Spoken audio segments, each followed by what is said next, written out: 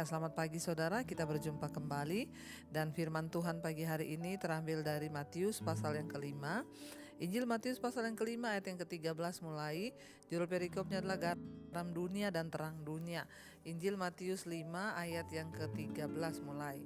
Kamu adalah garam dunia. Jika garam itu menjadi tawar, dengan apakah ia diasinkan? Tidak ada lagi gunanya selain dibuang dan diinjak orang. Ayat 14, kamu adalah terang dunia, kota yang terletak di atas gunung, ya tidak mungkin tersembunyi. Lagi pula orang tidak menyalakan pelita lalu meletakkannya di bawah gantang, melainkan di atas kaki dian sehingga menerangi semua orang di dalam rumah itu. Ayat yang ke-16, demikianlah hendaknya terangmu bercahaya di depan orang, supaya mereka melihat perbuatanmu yang baik dan memuliakan Bapamu yang di sorga. Saudara, firman ini berkata, ya kamu adalah garam dunia. Jika garam itu menjadi tawar, dengan apakah ia diasinkan? Tidak ada lagi gunanya selain dibuang dan diinjak orang. Ya, garam itu adalah salah satu bumbu yang sering, bukan bumbu ya, termasuk bumbu ya untuk masakan kita. Bayangkan saudara pakai bumbu apa yang sudah enak, yang bumbu yang mahal sekalipun, dalam jumlah yang banyak sekalipun, kalau makanan itu tanpa garam, tanpa rasa asin, itu tidak enak saudara.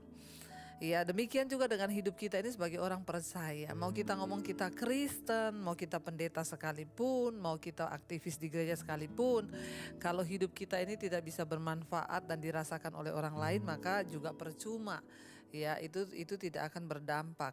Garam itu berbicara tentang dampak, saudara. Ya, bayangkan makanan tanpa garam itu, ya, rasanya seperti apa.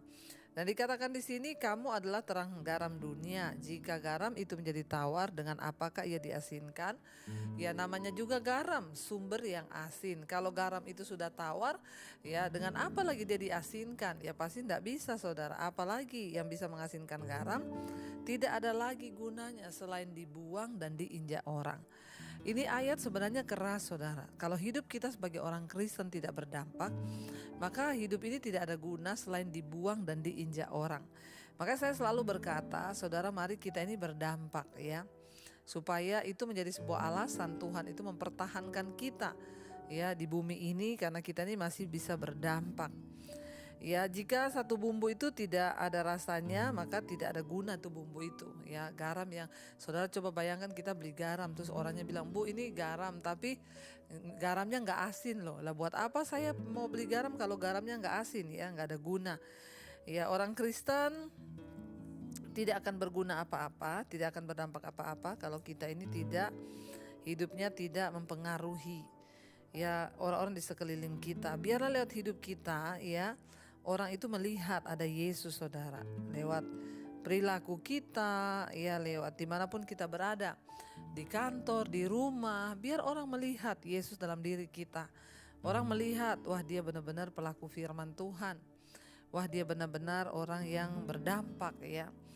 Sebagai anak, sebagai orang tua, sebagai suami, ya apakah hidup kita sudah berdampak? Coba kita bertanya pada diri kita, apakah kita ini sebagai garam yang sudah tidak asin? Ya kalau garam itu nggak asin ya dibuang aja. Sebagai suami, kalau engkau sudah tidak berdampak di rumah, justru engkau berdampaknya buruk, engkau datang marah-marah, anakmu nggak sejahtera, istrimu nggak sejahtera, ya buat apa lagi engkau menjadi suami di tengah rumah tangga? Sebagai istri, kalau kita juga sudah tidak berdampak dalam rumah, tidak dirasakan, istri itu penolong yang menyediakan makanan, istri itu orang yang memperhatikan rumah. Amsal 13 berkata, ya kalau engkau sudah tidak berdampak seperti itu, ya buat apa lagi engkau hidup sebagai istri? Sebagai anak-anak ya, kita juga harus menjadi dampak bagi orang tua kita, supaya orang tua juga melihat ya di rumah, ya berdampaklah. Caranya bagaimana? Ya coba tolong bisa mengurusi dirimu sendiri sebagai anak ya. Contoh bersihin kamar, habis makan cuci piring sendiri. Kita harus melatih hal-hal yang seperti itu supaya hidup kita ini berdampak. Supaya kita di rumah, orang tua tuh seneng kalau punya anak yang rajin, anak yang manis, dengar-dengaran. Ya, bahkan anak-anak juga senang punya ibu yang rajin, ibu yang berdampak. Ya, sebagai suami juga akan senang. Ya, kalau anak istrimu akan senang kalau engkau jadi suami yang membawa dampak yang baik. Ya, jadi kalau hidup kita ini sebagai Kristen sudah tidak berdampak, ya lebih baik dibuang dan diinjak orang.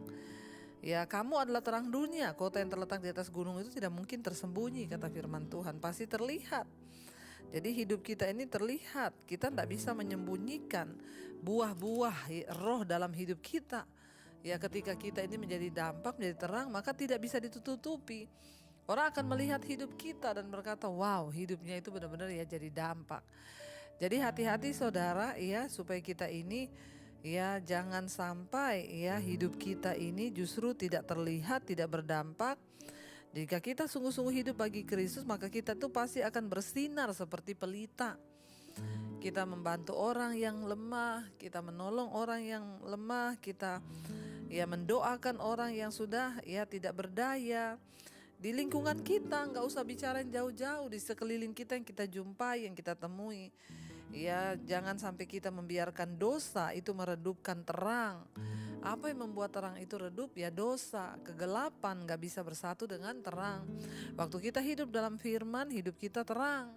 Dan itu gak bisa disembunyi terang itu. Sebaliknya ketika kita hidup dalam dosa ya gelap.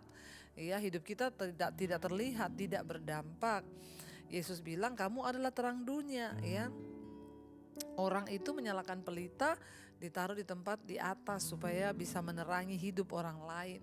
Ya, saya bersyukur kalau sampai hari ini ya Tuhan juga bisa memakai ya saya sebagai orang menyampaikan firman Tuhan.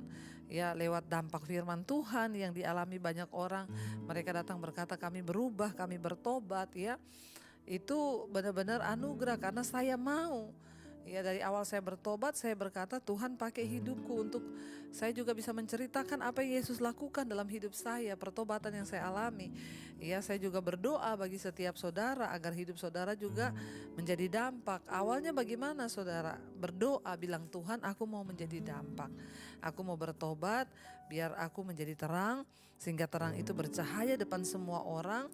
Sehingga apa saudara? Firman Tuhan berkata ayat yang ke-10 ini, demikianlah hendakmu, demikianlah hendaknya terangmu bercahaya di depan orang, supaya mereka melihat perbuatanmu yang baik dan memuliakan Bapa kita yang di sorga.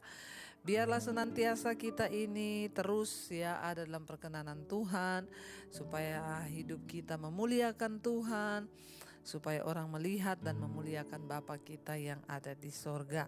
Iya, mari saudara kita akan terus berdoa supaya Tuhan pakai hidup kita menjadi dampak. Ya, supaya nama Tuhan tidak dihujat dari hidup kita, tetapi nama Tuhan dimuliakan. Kita mau tundukkan kepala, kita satukan hati, kita berdoa. Mari datang pada Tuhan saudara, kita mau renungkan firman ini biar hidup kita boleh menjadi dampak bagi banyak orang. Kita katakan di hadapan Tuhan selagi kita hidup, selagi kita masih ada kesempatan, biar kita boleh menjadi dampak, menjadi terang bagi banyak orang di sekeliling kita. Katakan bersama pujian ini di hadapan Tuhan.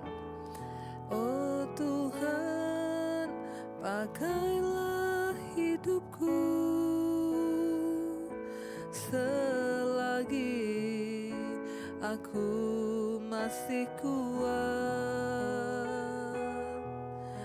Bila saatnya nanti ku tak berdaya lagi, hidup ini sudah jadi berkat. Lebih lagi katakan, oh Tuhan, pakailah hidupku selagi aku masih kuat.